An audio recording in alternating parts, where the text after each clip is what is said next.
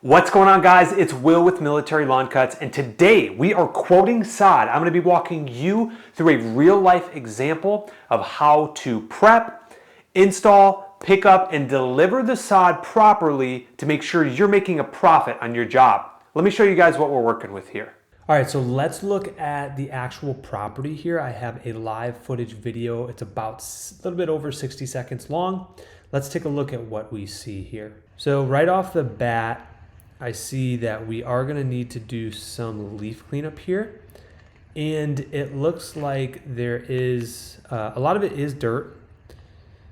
What I want to do is, let me pause this real quick. So when I visually see this, these white areas right here signify that there may be or had been a potential disease which killed a lot of this grass. But nonetheless, let's keep moving forward here. And so yeah, he's definitely going to need to do some kind of cleanup prior to prep the soil. And then it looks like there is some decent or existing grass here. So when you're laying sod, you can't just go in and, so like, here we go. This is a really good picture here. So there's a lot of grass here, and he's going to need to basically get that removed. You cannot just come in here and put sod here. It needs a good foundation for the soil, from the old soil and the new soil to mesh really well, especially when you start to water it in. So there's quite a bit of, it doesn't look like much. It's very, very deceiving, but there is actually quite a bit of prep work for this job that will have to go into it. And then to my understanding, he's going to wrap it all the way back here. So you can see there's actually green grass back there. And then he'll take it all the way up here along this flower bed. Now, what I also want to mention too, so when you start laying the sod here, you're going to have to cut the pieces out. So there's going to be some sprinkler heads, some irrigation caps that you're going to have to cut into the sod. But this wavy flower bed does pose more of a bit of a challenge because you're going to have to do more cutting on every single end piece that touches the flower bed. Versus if you were just doing like a rectangular square, well, you would just lay them out real simple and easy and then do a clean cut on the end. But on this one, you're going to have to do more of a curvature type cut. All right, so let's talk about sun and shade. So anytime you are installing sod, you definitely, I don't know when this video was taken, but I paused it right here because this is very important. If you look at the sunlight here, I would say this is probably about a 50-50. I mean, I see some really mature trees here. In fact, it's probably actually more like a 70-30. 70% being shade, 30% being sun. It looks like he took this probably pretty early in the morning, which is why there's some sunlight coming in kind of sideways. But I would be willing to bet come summer or like midday, noon, 1 o'clock, when the sun is kind of like directly above, that a lot of this area is going to be shade. And down here in Texas, in the central kind of America area, or central in America, there is the type of grass that they put into new builds is the Bermuda grass. And we see this a lot when the Bermuda grass is just a lot in the shade. It just gets real thin, it starts to recede, and then it basically becomes dirt because it needs to, where it thrives is in full sun. And clearly this area is not full sun. So he's going to probably need some type of zoysia. But yeah, there's quite a bit of prep work on this. So again, don't let it deceive you. If you guys come in here and see a lot of dirt, like all this grass here is going to need to be kind of ripped up with like a rototiller, and he's going to take it all the way back there to that fence. Now, before we get into the mathematics of breaking down all of the square footage that we're going to need to calculate to figure out how much sod and how many pallets we're going to get, what we're first going to do is figure out what are the actual chronological tasks that we need to do in order to complete a sod install. Well, at first it starts with flagging the sprinkler heads. So we live in obviously residential neighborhood. Definitely got to make sure if you're dealing with drip line underneath the ground, or if you're dealing with just regular sprinkler heads that come up.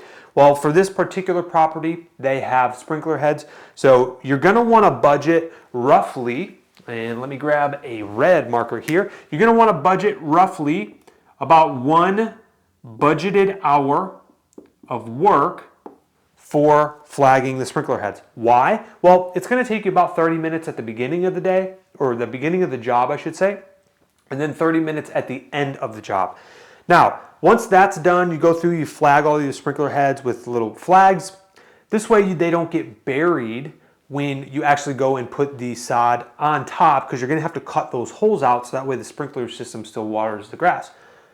Or if you don't do that, the sod's going to die after you install it. So you want to make sure that is a very important step. Number 2, prep the ground. Now, a lot of people get very deceived, or the perception of the amount of time that it takes to prep is very deceiving. So somebody will look, you'll look at it and be like, oh, well, that's the reason they're calling you, right? A lot of the times it's just dirt, but that's not always the case. You want to look at how much, if you need to like level the dirt, have some kind of decline going away from the house.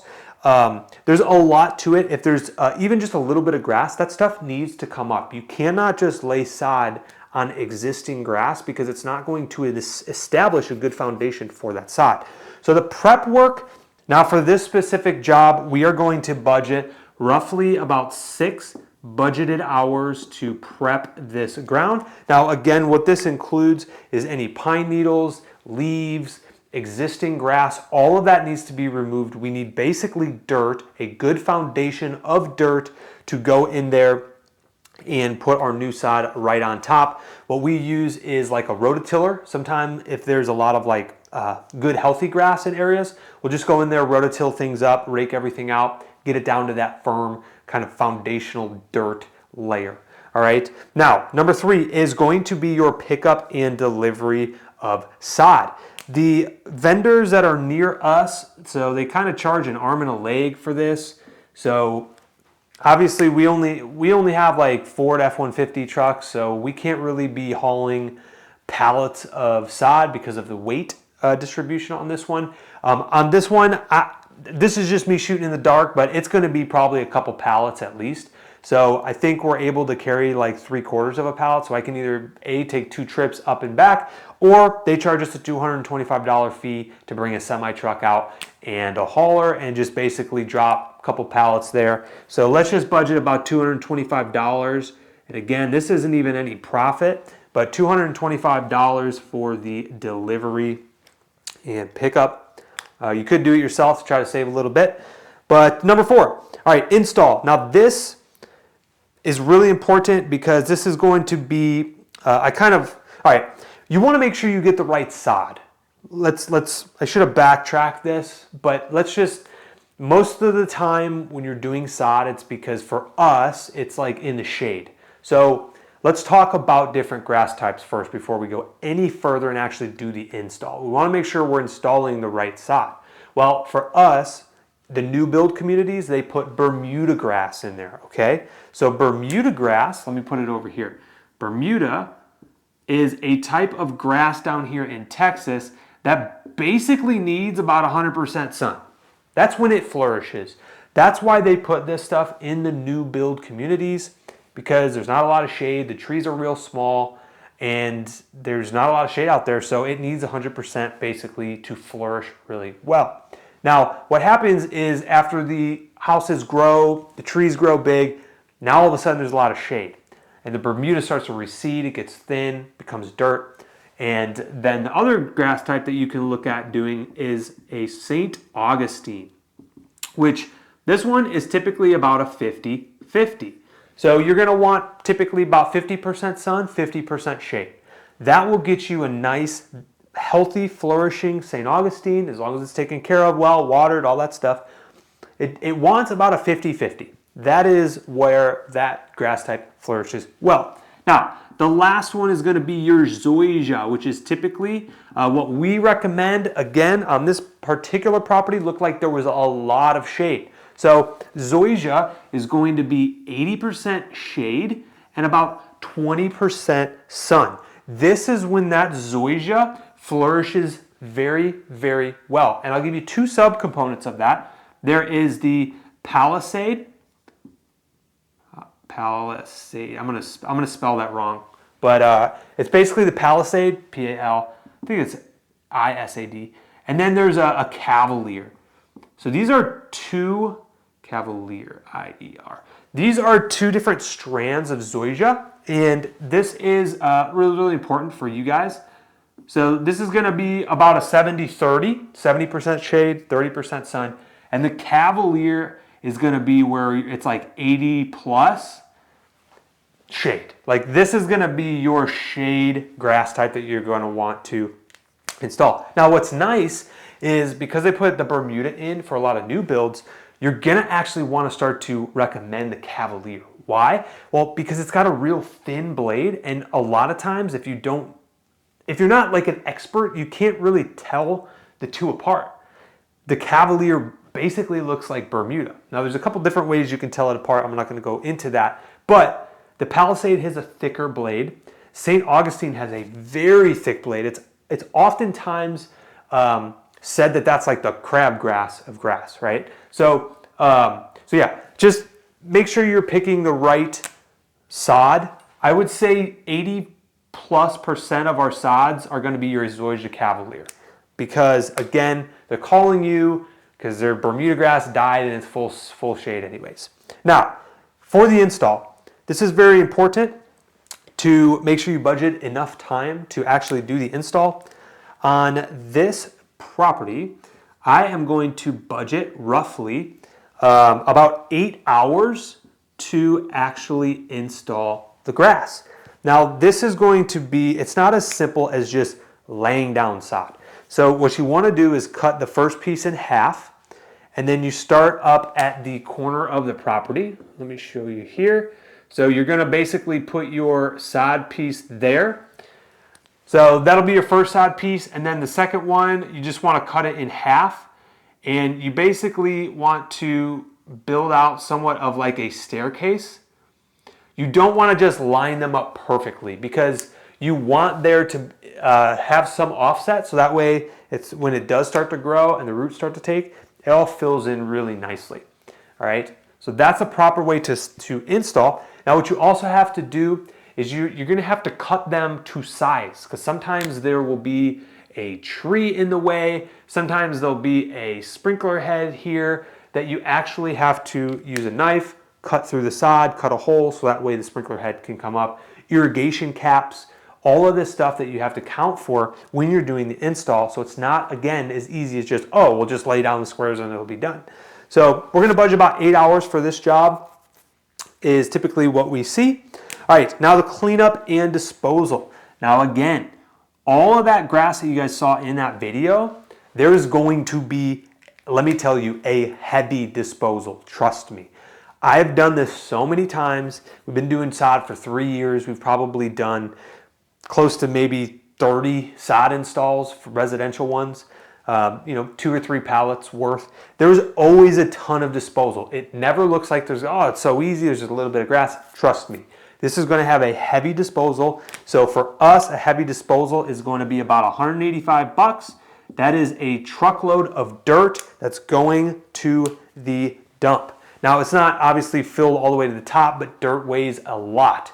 So it's going to be a weight constraint, not a actual space constraint. That's why we do a heavy disposal on that.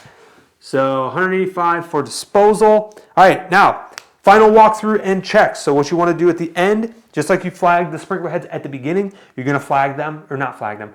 You're going to remove the flags at the end. You're going to do a final walkthrough of the property. You're going to run each zone with the irrigation, make sure all heads are popping up, make sure you're getting good water.